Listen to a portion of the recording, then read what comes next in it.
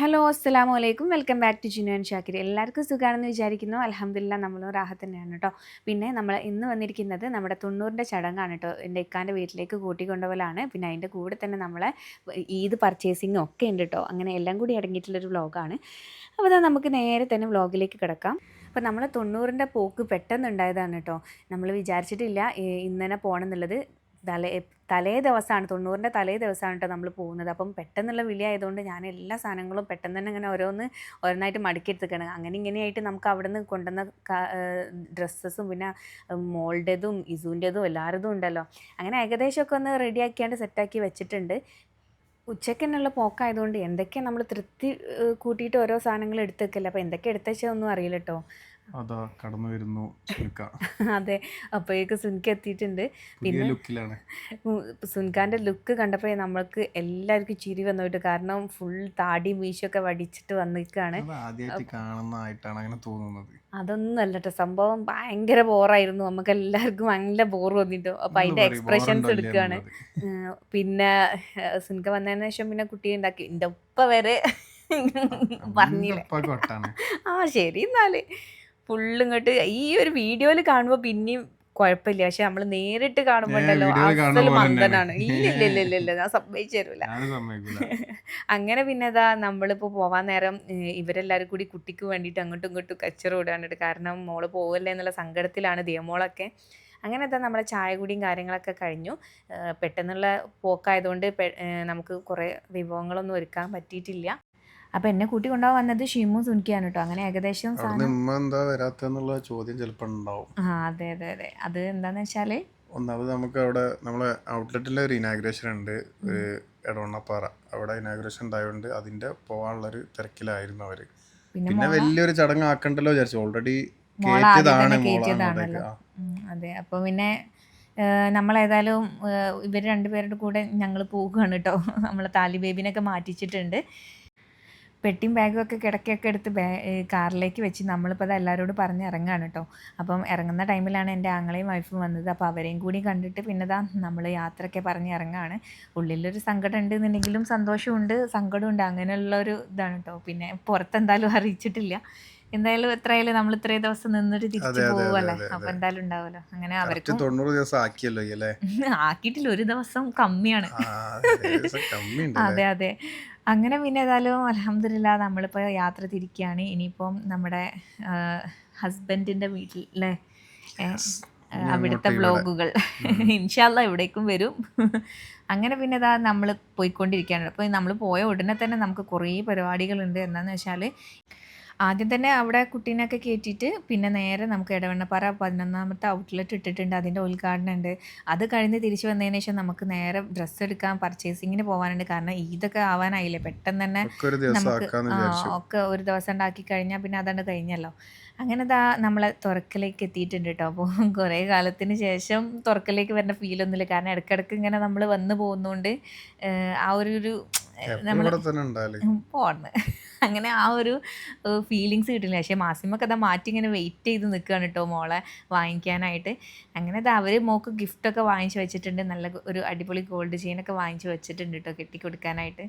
അങ്ങനെ താലി ബേബിനൊക്കെ ഇപ്പോൾ നമ്മുടെ മുന്നിൽ സമയം പാഴാക്കാനൊന്നുമില്ല കേട്ടോ. അങ്ങനെ ഗിഫ്റ്റ് കെട്ടാൻ വേണ്ടിയിട്ട് പപ്പ ഇപ്പോൾ വരാമെന്ന് പറഞ്ഞ് അങ്ങനെ നമ്മൾ വെയിറ്റ് ചെയ്തിരിക്കുകയാണ്. അപ്പോൾ അവിടെ നിന്ന് മുന്നിൽ തന്നെ നമ്മൾ കെട്ടിക്കൊടുക്കുകയാണ് കേട്ടോ. നല്ല അടിപൊളി നല്ലൊരു മാലയാണ് കേട്ടോ. നല്ല ഈ വെറൈറ്റി ആയിട്ട് ഇങ്ങനെ മുത്തൊക്കെ വന്നിട്ടുള്ളൊരു മാല കേട്ടോ. എനിക്ക് ഭയങ്കര ഇഷ്ടമായി. അങ്ങനെ അത് മോക്കൊക്കെ പപ്പ ഒക്കെ ഇരുന്നിട്ട് അവർ കെട്ടിക്കൊടുക്കുകയാണ്. അവൾക്ക് പിന്നെ ഇവിടെ അങ്ങനെ വന്നിട്ടുള്ള പരിചയം കൊണ്ട് തന്നെ അവരെല്ലാവരും പെട്ടെന്ന് തന്നെ ഇങ്ങനെ മനസ്സിലാവുന്നതുകൊണ്ടാണോ എന്താണെന്നറിയില്ല, നല്ലോണം ഉഷാറായിട്ട് ചിരിച്ചു കൊടുക്കുന്നുണ്ട് കേട്ടോ. അങ്ങനെ അവർക്ക് മാലയൊക്കെ കിട്ടി. നമ്മളിപ്പം വേഗം തന്നെ ഔട്ട്ലെറ്റിൻ്റെ ആ സ്ഥലത്തേക്ക് പോവാണ് കേട്ടോ. അപ്പോൾ നമ്മൾ അടുത്ത് തന്നെ ആയതുകൊണ്ട് പിന്നെ അധികം ദൂരമില്ല. ജസ്റ്റ് ഇവിടുന്ന് ഒരു 6 കിലോമീറ്റർ 10 കിലോമീറ്റർ ഉണ്ട്. ഓക്കെ 10 കിലോമീറ്ററൊക്കെ ഉള്ളൂ കേട്ടോ. അങ്ങനെ നമ്മൾ നേരെ അവിടുന്ന് പോയി. അപ്പോഴേക്കും ഇതവിടെ ഏകദേശം ആൾക്കാരൊക്കെ എത്തിയിട്ടുണ്ട് അല്ലേ. അപ്പം ഞാനിപ്പോൾ ആദ്യമായിട്ടാണ് കേട്ടോ അത് എടുത്തു കഴിഞ്ഞതിന് ശേഷം കാണുന്നത്. അതെ അപ്പം അൽഹംദുലില്ലാ വലിയൊരു നമ്മളെ കൊണ്ടോട്ടിക്കുള്ളതിനേക്കാളും ഒക്കെ ഒരു വലിയൊരു ഔട്ട്ലെറ്റ് തന്നെയാണല്ലോ ഇവിടെ ഉള്ളത്. 11ാമത്തെ ഔട്ട്ലെറ്റ് ആണ് അതെ, എടവണ്ണപ്പാറയിൽ. നല്ല എല്ലാ നമ്മുടെ പ്രൊഡക്ട്സും ഇവിടെ തന്നെ ഉണ്ട് കേട്ടോ. അപ്പോൾ നമുക്ക് നിങ്ങളൊക്കെ ഈ എടവണ്ണപ്പാറ റൂട്ടിലൂടെ ഒക്കെ പോകുന്നവരാണെന്നുണ്ടെങ്കിലൊക്കെ ഒന്ന് കയറി നോക്കുക, നമ്മുടെ പ്രൊഡക്ട്സ് ഒക്കെ ഒന്ന് കാണുക, ആവശ്യമുള്ളവർക്ക് വാങ്ങിക്കുക അല്ലേ. അൽഹംദുലില്ലാ ഉദ്ഘാടന കർമ്മമൊക്കെ കഴിഞ്ഞു. പിന്നെ ആദ്യത്തെ നമ്മുടെ വാങ്ങിച്ച കസ്റ്റമറാണ് കേട്ടോ, അവിടെ തന്നെയുള്ള ഒരാളാണ്. അങ്ങനെ നമ്മൾ ആ ഒരു ഉദ്ഘാടന പരിപാടികളൊക്കെ കഴിഞ്ഞ് കുറച്ച് നേരം അവിടെ സ്പെൻഡ് ചെയ്തതിന് ശേഷം നേരെ നമ്മൾ വീട്ടിലൊക്കെ വന്നിട്ട് നല്ല ലൈറ്റ് വെയിറ്റ് ആയിട്ടുള്ള ഡ്രസ്സും കാര്യങ്ങളൊക്കെ ഇട്ട് പോവാണ് കേട്ടോ. എവിടെയൊക്കെയെന്ന് വെച്ചാൽ നമ്മളെ ഈദ് ഷോപ്പിങ്ങിനാണ്. അപ്പോൾ ഇന്നിപ്പോൾ ഫുൾ ബിസി ഡേ ആണല്ലോ അല്ലേ സുൻക.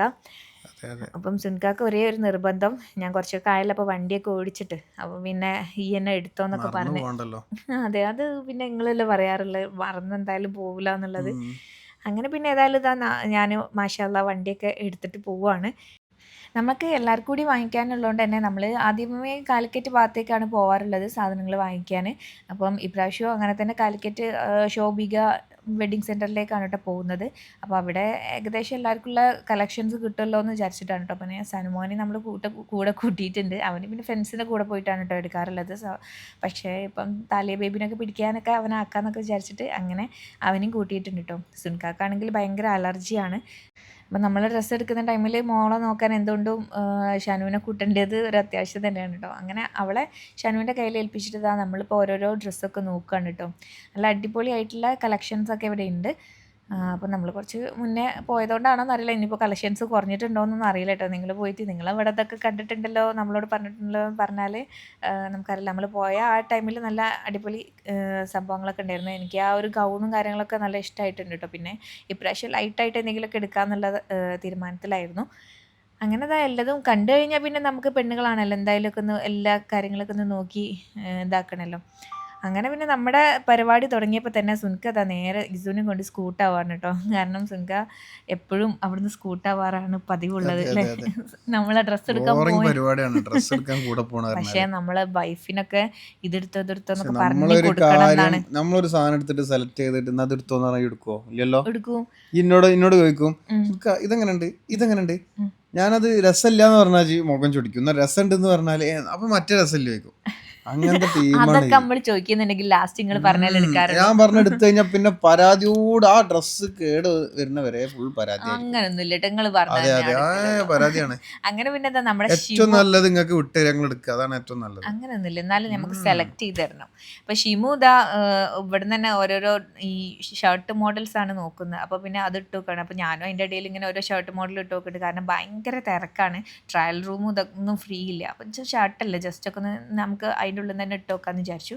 അങ്ങനെ പിന്നെ ഞാൻ സുൻകാക്ക് കുറേ സംഭവങ്ങളൊക്കെ അങ്ങനെ എടുത്ത് കാണിച്ചു കൊടുക്കുന്നുണ്ട്. ഏതെങ്കിലുമൊക്കെ ഇഷ്ടമായാലും നമുക്ക് ഇട്ട് നോക്കാമല്ലോ. അങ്ങനെ നമ്മൾ പർച്ചേസിങ് കാര്യങ്ങളൊക്കെ ഒരു അത്യാവശ്യം കുഴപ്പമില്ലാതെ പെട്ടെന്ന് തന്നെ തീർന്നിട്ടുണ്ട് കേട്ടോ. ഒക്കെ കഴിഞ്ഞ് നമ്മൾ തിരിച്ചു വരുമ്പോഴത്തേനും നമുക്ക് ഭയങ്കര വിശപ്പുണ്ടായിരുന്നു. ഒരു മഗ്‌രിബ് കൊടുക്കുന്ന ടൈം ആയിട്ടുണ്ട്. അപ്പോൾ പിന്നെ ഏതായാലും രാത്രിക്കത്തെ ഭക്ഷണമൊക്കെ ഉണ്ട് കഴിച്ചേക്കാമെന്ന് വിചാരിച്ചു അല്ലേ. നല്ല അടിപൊളി ഷവായ മന്തി കഴിച്ചു അല്ലേ സുൻക, നല്ല ടേസ്റ്റ് ഉണ്ടായിരുന്നു. അങ്ങനെ എനിക്ക് നല്ല ഇഷ്ടമാണ് ഈ ഒരു മസാല ടൈപ്പ്, പക്ഷെ ഇവർക്കൊന്നും ഇഷ്ടമില്ല. അവരൊക്കെ പിന്നെ മസാല ഒഴിവാക്കി കഴിക്കും. ഞാൻ അടിപൊളി, എനിക്ക് ഭയങ്കര ഇഷ്ടമാണ് ആ ഒരു ചെറിയൊരു പുളിയോട് കൂടെയുള്ള മസാല കേട്ടോ. അങ്ങനെ നമ്മൾ ഫുഡൊക്കെ കഴിച്ച് നല്ല അടിപൊളി ഈ പൈനാപ്പിൾ ജ്യൂസൊക്കെ ഉണ്ടായിരുന്നു, അപ്പോൾ അതൊക്കെ കുടിച്ചു. പിന്നെ നമ്മളെ താലിയ ബേബിയൊക്കെ ഇവിടെ ഇങ്ങനെ കിടന്നുറങ്ങുകയാണ് കേട്ടോ. അപ്പം അവളെ കൊണ്ട് വലിയൊരു ബുദ്ധിമുട്ടൊന്നുമില്ല, മാഷാ അല്ലാ. അവൾ നമ്മളായിട്ട് നല്ലോണം സഹകരിച്ചൊക്കെ ഇങ്ങനെ കിടന്നു തരുന്നുണ്ട്. പിന്നെ ഇവർക്ക് രണ്ട് താലിയമോക്കും പിന്നെ ഇസുകൂട്ടനാണ് കേട്ടോ ഡ്രസ്സ് എടുക്കാനുള്ളത്. സുൻകാക്കും പിന്നെ എടുത്തിട്ടില്ല. സുൻകിയും ഷനു വേറെ അവരുടെ ഫ്രണ്ട്സിൻ്റെ കൂടെ ഒക്കെ പോയിട്ടാണ് കേട്ടോ എടുക്കാറുള്ളത്. നമ്മളെ കൂടെ ഇങ്ങനെ ജസ്റ്റ് അവർ വന്നതാണ്. ഫുഡിന് ശേഷം നേരെ പോയത് നമ്മുടെ അടുത്ത് തന്നെയുള്ള കൊളത്തൂർ ഭാഗത്തുള്ള കിഡോണക്സിലേക്കാണ് കേട്ടോ. അപ്പോൾ അവിടെ കുട്ടികളുടെ മാത്രമായിട്ടുള്ള കളക്ഷൻ ആയതുകൊണ്ട് അത്യാവശ്യം കളക്ഷൻസ് ഉണ്ടാവുമല്ലോ. അങ്ങനെ നമ്മൾ എത്തിയ ഉടനെ തന്നെ നമുക്കൊരു ഡ്രസ്സൊക്കെ ഇഷ്ടമായി. അങ്ങനെ അവനൊന്ന് ചേഞ്ച് ചെയ്ത് നോക്കുകയാണ് കേട്ടോ. ഓരോരോ ഡ്രസ്സ് ചേഞ്ച് ചെയ്തതാക്കിയപ്പോൾ അവന് പറഞ്ഞു എന്തായാലും എനിക്ക് കോട്ടുള്ള ടൈപ്പ് മതി എന്ന് പറഞ്ഞു. അപ്പോൾ നമ്മൾ പിന്നെ അതിൽ നിന്ന് സെലക്ട് ചെയ്തേ. പിന്നെ നമ്മുടെ താലിയമോക്കുള്ളതാണ്. താലിയമോക്കുള്ള നല്ല നല്ല കളക്ഷൻസ് ഉണ്ട്, ഏതാ എടുക്കുക എന്നുള്ള ആ ഒരു കൺഫ്യൂഷനാണ്. പിന്നെ പപ്പ പോകുമ്പോൾ പറഞ്ഞേൽപ്പിച്ചിട്ട് നല്ല അടിപൊളി ഉടുപ്പുകളൊക്കെ ഉണ്ടെങ്കിൽ എടുത്തോ. അപ്പം കുത്താത്ത ടൈപ്പ് അങ്ങനത്തെ ഉടുപ്പുകളൊക്കെ ഇങ്ങനെ നമ്മളിങ്ങനെ നോക്കിക്കൊണ്ടിരിക്കുകയാണ്. അപ്പം അതിൻ്റെ ഇടയിലാണ് ഇസുകുട്ടൻ ഇങ്ങനെ ഓരോരോ കാറ് ബൈക്ക് എന്നൊക്കെ പറഞ്ഞിട്ട് സിംഖാൻ്റെ മൂട്ടിലങ്ങനെ വരുന്നുണ്ട് കേട്ടോ. അപ്പോൾ അതിൻ്റെ ഇടയിൽ ഇതായി ഈ താലിയ ബേബിക്ക് ഇങ്ങനെ ഓരോരോ പാവക്കുട്ടികളും കാര്യങ്ങളൊക്കെ ഇങ്ങനെ സിംഖ കാണിച്ചു കൊടുക്കുകയാണ് കേട്ടോ. ഇസുമോൻ ഇതാ നേരെ അതിൻ്റെ ഉള്ളിൽ പോയിട്ട് കാറുകൾ തപ്പുന്ന പണിയാണ് കേട്ടോ അവന്. ഓഫ് റോഡ്, പിന്നെ മറ്റേ ഡോറ് തുറക്കുന്നത്, അങ്ങനെ എന്തൊക്കെയോ പറഞ്ഞ് നിങ്ങൾ ഡോറ് തുറക്കുന്ന കാർ തന്നെ വേണം, ഡിക്കി തുറക്കണേ അല്ലേ. ബോണറ്റ് തുറക്കണം. ആ അങ്ങനെ ഏതായാലും ഇങ്ങനെ ഒരു കടയിൽ കയറിയാൽ പിന്നെ അതാണ് മൂപ്പര് തപ്പ് കേട്ടോ. ഇവിടെയൊക്കെ അങ്ങനത്തെ ഇതിനൊക്കെ ഒരു നല്ല ദിവസം ഉണ്ടാവുള്ളൂ പ്രൈസാണ്. വാങ്ങിക്കഴിഞ്ഞാല്. അതെ, നല്ല പ്രൈസും ആണ്. പിന്നെ നമ്മൾ അതിൻ്റെ ഇടയിൽ താലിയ ബേബിക്ക് ഇങ്ങനെ ഓരോന്ന് ഇട്ട് നോക്കുന്നുണ്ട് കേട്ടോ. ഏകദേശം ഒക്കെ ഒന്ന് പാകമായത് കിട്ടിയപ്പോൾ നമ്മൾ അതെടുത്ത് നേരെ നമ്മൾ വീട്ടിലേക്ക്